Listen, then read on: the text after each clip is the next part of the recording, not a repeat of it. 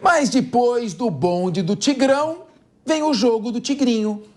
O governo federal avalia legalizar o jogo online Fortune Tiger, sob as novas leis de apostas, visando sua oferta por plataformas nacionais.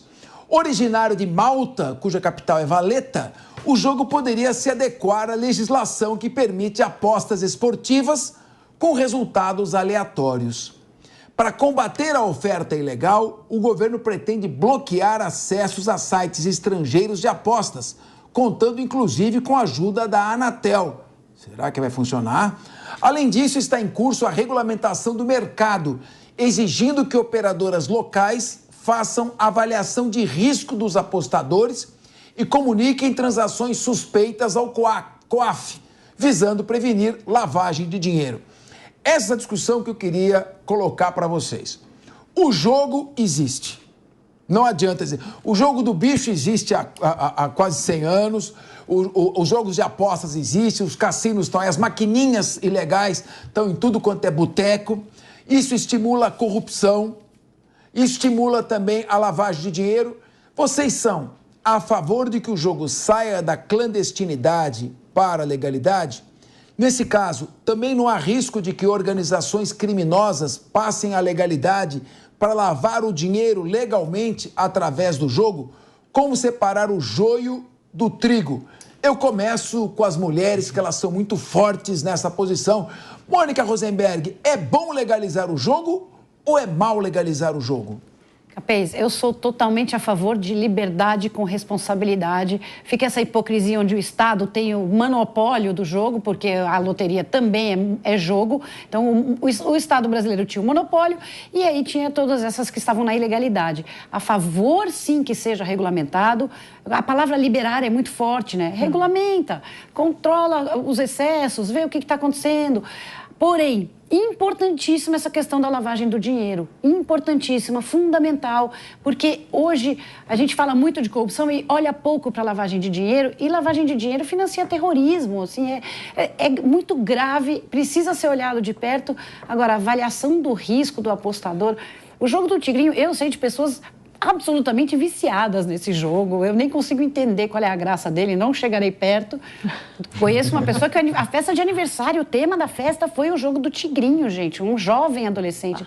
Então, é preocupante, sim, mas não, eu não acredito, assim como eu acho que isso se aplica às drogas, não é você controlando e achando que vai proibir, que você vai evitar esse tipo de vício. Tem que tratar como uma questão até de saúde pública. Mas tem sim que regulamente e que dê ao indivíduo a liberdade de exercer o seu poder de decisão e de escolha. Agora, Deise Chocari, existe a ludopatia, né? Que é o viciado em jogo e o apostador predatório.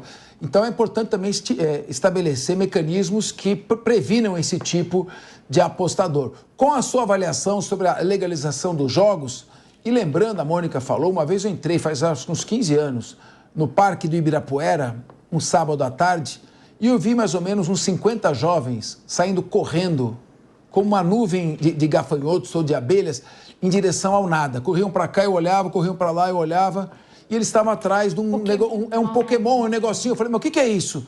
É uma coisa imaginária atrás da qual eles estão correndo. Então, influência que isso faz também sobre aquele que vai fazer a sua aposta. Olha, Capês, eu concordo com a Mônica, principalmente quando ela fala que não é só fiscalizar a lavagem de dinheiro e fiscalizar o quanto que isso compromete a sociedade, mas tem que ter um trabalho de assistência social no meio disso, de educação e eu até diria que um certo controle do Estado. Se houvesse a possibilidade desses três andarem juntos, eu acho que essa legalização ela poderia vir a acontecer de forma tranquila. Mas assim, a gente discutiu muito isso aqui na Jovem Pan, numa mesa, acho que 1 ou 2 semanas atrás, sobre essa legalização. É um tema... os bets, é um tema muito complicado porque mexe com a saúde das pessoas, né? Essa questão que o Capês falou. Tem que andar junto, não é possível a gente falar na legalização de um jogo, ou de bet, ou de cassino, de qualquer outra coisa aqui no Brasil, se não tiver um acompanhamento de assistência social e de educação. Na minha opinião, hoje eu acredito que deva se legalizar. Qualquer coisa que tu vá proibir, impedir a população, acho que é muito pior, porque isso acaba se tornando um mercado na ilegalidade, mas tem que ter uma fiscalização e até um certo controle do Estado para que isso aconteça de forma menos danosa. Agora, simplesmente ignorar ou proibir, vai criar um mercado paralelo, não tem jeito. Diego Tavares, proibir o jogo vai fazer com que ele deixe de existir ou vai colocar sem proteção o apostador nas mãos de organizações que atuam na clandestinidade? Capês, não dá nem para falar que atua na clandestinidade, porque atuar na clandestinidade dá aquela ideia de que atua no escuro, né? Atua nos becos, onde ninguém vê. O jogo do Tigrinho é uma coisa que está aí escancarado, está na cara de todo brasileiro. Você abre a rede social, tem um influencer fazendo propaganda do jogo do Tigrinho. E não é influencer pequeno, não. São esses grandes influencers mesmo, esses que estão nos grandes reality shows, cantores de funk, enfim. E, de fato, eu concordo com o que disseram aqui as minhas colegas. Manter isso à margem da lei propicia só a atuação de quem tem interesses escusos, de quem quer se valer disso de fato para lavar dinheiro, para fraudar, inclusive, muitos jogadores. Recentemente teve até uma polêmica muito grande sobre o próprio Fortune Tiger, que muitos influenciadores recebiam um link viciado, já recebiam um link para divulgar nas redes sociais, no qual as apostas eram forjadas. E esses aplicativos atuavam em plataformas onde existia um algoritmo que inviabilizava, não era um jogo de azar. Só me esclarece, o que tem a ver o maior felino do mundo, ou seu filhotinho, com esse jogo? Explica o que é o jogo do Tigrinho. Basicamente você aposta no Tigrinho, né?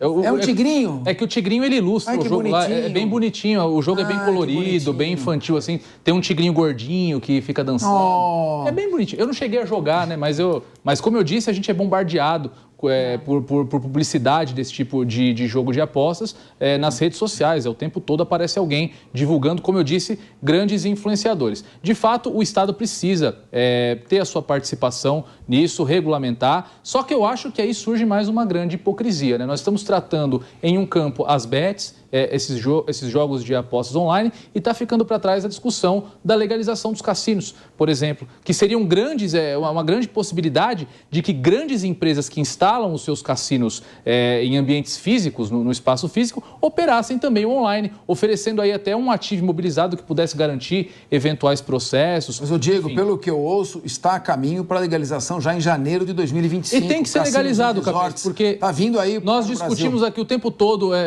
enfim, a fragilidade das contas públicas. É estimado que o mercado de cassinos pode trazer uma arrecadação de 20 bilhões por ano. Em turismo. Então, eu acho que fora o turismo, isso é mais do que suficiente para a gente, inclusive, conter os efeitos colaterais do vício em apostas, que você trouxe até o termo técnico. Ludopatia. Para dar essa assistência social que a Deise e que a Mônica citaram aqui. Então, eu acho que o debate é bom, os jogos têm que ser legalizados, mas eu acho que poderia ser feito um pacote a respeito de tudo isso para legalizar o jogo de modo geral no Brasil. Bom, eu vou fazer uma pergunta de economia para o nosso economista, Leandro Ferreira. Mas eu queria até ouvir só um complemento rápido, Diego, que faltou, eu te perguntar. Lembra quando foram aprovados os bingos, aquela aprovação meio envergonhada dos bingos? Então, pode bingo, mas desde que seja para entidades assistenciais. Foi a maior hipocrisia, talvez, até agora do século XXI, porque usava só como pretexto uma entidade qualquer, às vezes até falsa. Não é melhor, então, quando for aprovar, assumir mesmo, enfrentar as críticas de caráter moral, ético, enfrentá-las, discutir, mas fazer a coisa transparente, Diego? Sem dúvida, Capês. A Mônica trouxe uma frase aqui muito interessante, que é liberdade com responsabilidade. E o colega dela lá do Livres, o Mano Ferreira, tem uma frase que eu gosto muito também, que é: a gente precisa tratar adultos como adultos. Então, essa pessoa tem que ter liberdade de pegar o dinheiro dela, escolher colocar lá num caça-níquel, na aposta, numa mesa de pôquer, enfim, numa roleta. Eu acho que ficar colocando as barreiras morais, todos os argumentos sucumbem diante da possibilidade de todos os benefícios que essa aprovação pode trazer aqui para o nosso país. Como eu disse, o Brasil tem esse problema de tratar esses temas com uma certa hipocrisia. Agora, eu vou fazer uma pergunta para o economista. Muito bem, nós estamos falando que o jogo vai permitir aumentar a arrecadação. Agora, se houver uma carga tributária muito elevada, já se fala em chegar até 50% de carga tributária sobre o jogo. Isso não vai estimular o apostador a continuar indo para a clandestinidade e alimentando as organizações criminosas, para você estimular as empresas responsáveis, não seria num primeiro momento necessário um estudo que permitisse uma estabilização tributária até que se diminuísse a presença maciça das organizações criminosas no jogo clandestino? Leandro Ferreira. Capês, acho que existem vários modelos, né? Mas eu queria começar aqui só pelo finalzinho do Diego e a fala da Mônica sobre liberdade, que eu acho que são coisas significativas aqui. Uma coisa é você ter liberdade no sentido de poder fazer o que quiser. Outra coisa é ter liberdade no sentido de poder escolher aquilo que vai fazer. E isso depende de outras circunstâncias além do mero direito de escolher. Você precisa ter as reais condições para isso. É um debate filosófico entre liberdade negativa e liberdade real, né, que acho que merece a atenção de quem se interessar por esse tipo de tema, né? Mas o mais importante aqui, Capês, acho que é fazer um debate sobre, na economia, já que sua pergunta foi direcionada a isso, sobre externalidades. Existem externalidades negativas e externalidades positivas. As positivas são aqueles efeitos, como, por exemplo, dar vacina na população e uma determinada doença deixar de se propagar. É uma externalidade positiva do ato de se dar vacina.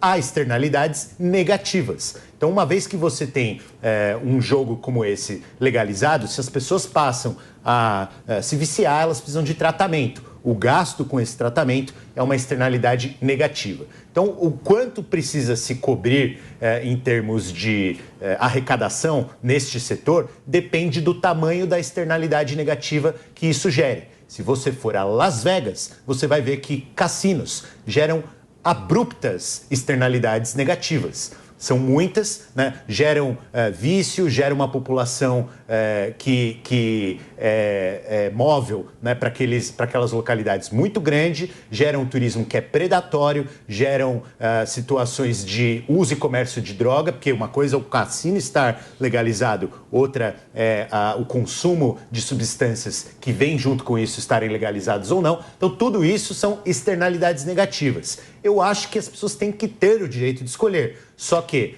o direito de escolher tem que vir acompanhado com a responsabilidade por assumir os custos das consequências do que elas estão fazendo. E no caso dos jogos, isso envolve cobrir os custos de tratamento de saúde, regulação, né? Porque regular tem custo, fiscalizar tem custo, né? Envolve também o fato de que você precisa, por exemplo, de uma infraestrutura que vai, por vezes, deixar as pessoas excluídas ou incluídas em um determinado setor e assim por diante. Então, regulamentar, sim, acho importante. O Brasil já é uma nação que tem cultura do jogo no ilegal, né? Eu acho que algumas externalidades, inclusive na cultura brasileira, a gente está vendo o que é a externalidade negativa das bets na hora de resultados combinados nos campeonatos oficiais de futebol. Isso é uma externalidade negativa para a cultura. Sequer é coberta pelo custo. Que não existia antes. Que não existia antes. Claro que sim. Que não existia Mala antes. branca no futebol, há quanto tempo? Mas a escala, Mônica, é diferente. A hora que você cria uma cidade que acolhe cassinos, você está criando uma escala para isso que tem ganho de produtividade da externalidade negativa também. Então, você tem que regular. Um exemplo bom, aqui o Diego citou que eu sou a favor da renda mínima, sou a favor da renda básica universal para todos, paga pelo Estado. Macau, que é a Las Vegas da China, né? É uma cidade que fala português porque foi colonizada por portugueses, pega a arrecadação dos cassinos e paga todo habitante uma renda básica todo ano. Quem sabe pode ser um caminho para o Brasil. É liberal, né? Bem liberal. Liberdade com responsabilidade, foi o que Sim, você falou. mas é liberal em termos, que ele é a favor do jogo, mas com uma carga regulatória tão grande que vai inviabilizar e vai continuar a clandestinidade. Mas eu respeito a posição porque ele é um grande economista